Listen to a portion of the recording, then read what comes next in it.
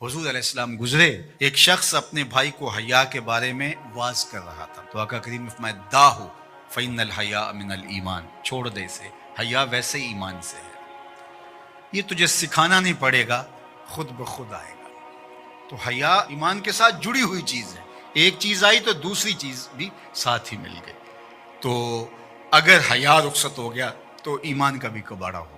और हया के जौहर को छीनने के लिए नादीदा हाथ काम करते हैं, वो इसलिए करते हैं कि हया के साथ ईमान जुड़ा हुआ है। जब हया बाख्ता हो जाएंगे तो ईमान से भी इनको खाली कर देंगे। इनको यूं कहना कि तुम काफिर हो जाओ, इस्लाम छोड़ दो, कोई भी नहीं करेगा। तो बेहतर नहीं है कि इनको हया से खाली कर दें, तो वो साथ पीछे पीछे साथ ही चली आएगी चीज़। तो अब दुश्मन की ये चाल ये है कि ये मुस्लिम काफिर तो नहीं होंगे, लेकिन इस तरह किया जाए कि इनको मुसलमान भी न रहने दिया जाए। अब ये जो कुछ हुआ है, एक कानून पास कर लिया गया और मर्दों और औरतों ने अपनी जिन्स तब्दील करना शुरू कर दी, और लोगों को पता उस वक्त चला जब 29,000 लोग जो है वो अपनी जिन्स तब्दील कर चुके थे, मर्दों से औरत और औरतों से मर्द। और इसके जो दूरस नताइज हैं और इसके मनफी असरात हैं, एक औरत अगर अपनी जिन्स तब्दील कर लेती है तो कल वरासत के अंदर वो पूरा हक लेगी, इसलिए कि उसके शनाख्ती कार्ड के ऊपर जो है वो मर्द लिखा हुआ है। एक मर्द जो है वो खातून बन जाता है तो वो औरतों के वाशरूम में घुस जाए और फिर कोई खराबी पैदा होती है, उसके बाद उसको गिरफ्तारी नहीं किया जा सकता, वो कि मैं तो औरत हूँ, ये तो मुमकिन ही नहीं है।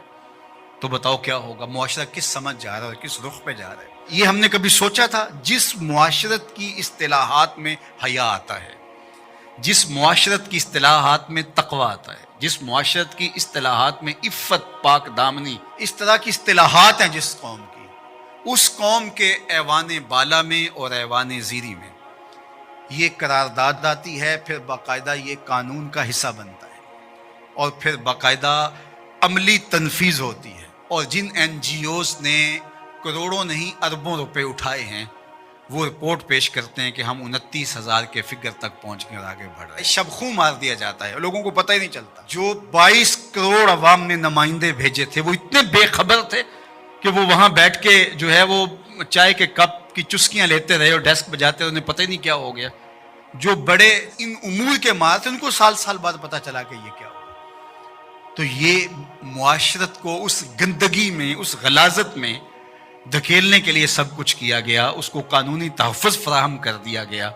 हम जिन्स परस्ती की तरफ, और न जाने वो लफ्ज़ नामानूस है हमारे लिए, लेकिन अब वो सिरायत कर गए इस मुआशरे के अंदर, इस पर बात होती है।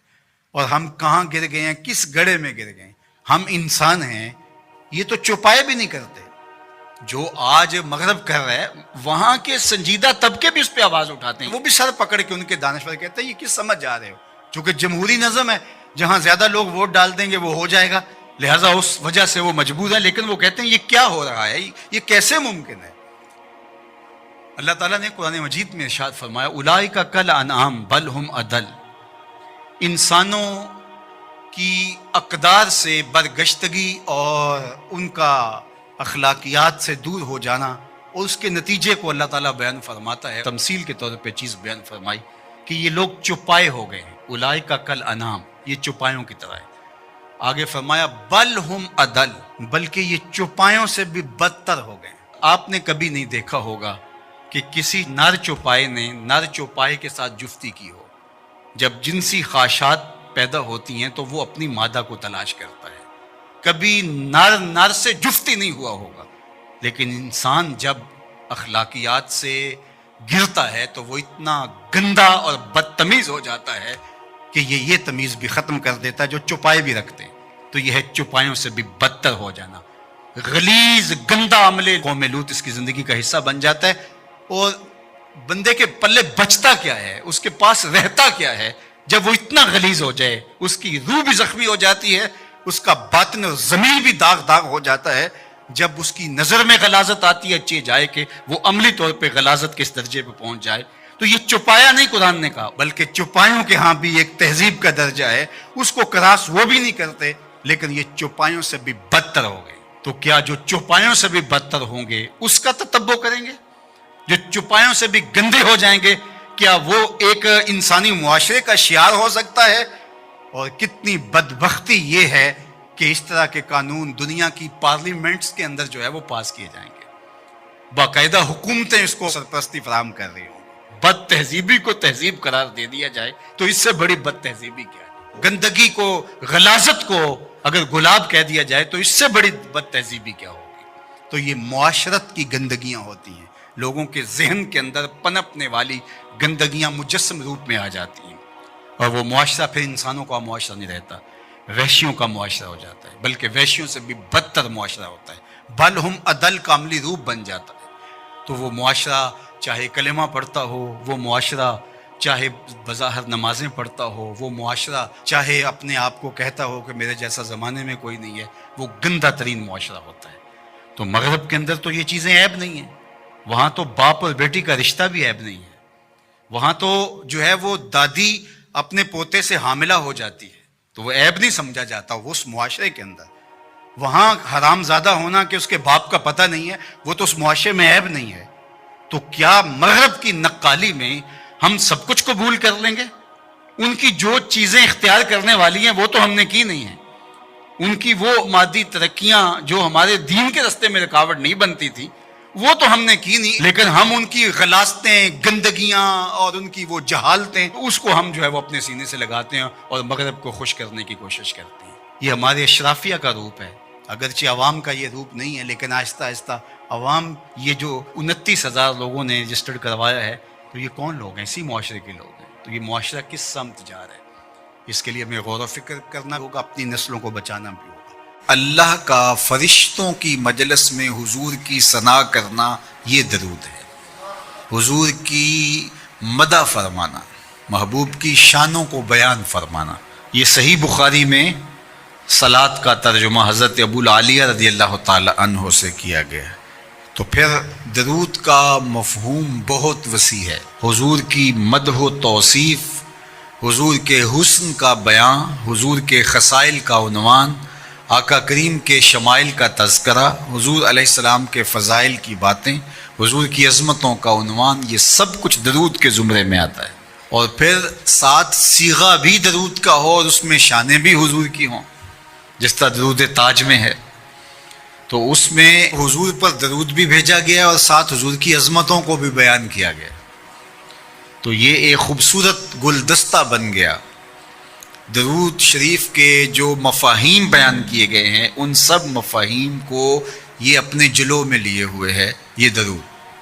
تو کثرت کے ساتھ حضور علیہ السلام پر درود پڑھنے کی تلقین فرمائی گئی۔ حضرت ابی بن کعب رضی اللہ تعالیٰ عنہ فرماتے ہیں کہ آقا کریم نے ترغیب دی درود شریف پڑھنے کی، باقی امور اور عبادت، ذکر فکر تو میں نے عرض کی، ارشاد فرمائے کہ میں آپ پر کس مقدار میں درود پڑھوں، کتنا وقت، کتنا درود پڑھوں؟ تو آقا کریم نے فرمایا ما شئتا، جتنا تم چاہو۔ فرماتے ہیں میں نے کہا میں چوتھا حصہ درود پڑھوں گا، باقی 3 حصے دیگر عبادات اور دیگر وظائف اذکار بجا لاؤں گا۔ فرمایا جس طرح تم چاہو، جو تمہاری مرضی، لیکن اگر درود کی مقدار کو بڑھا دو تو تمہارے لیے بہتر ہوگا۔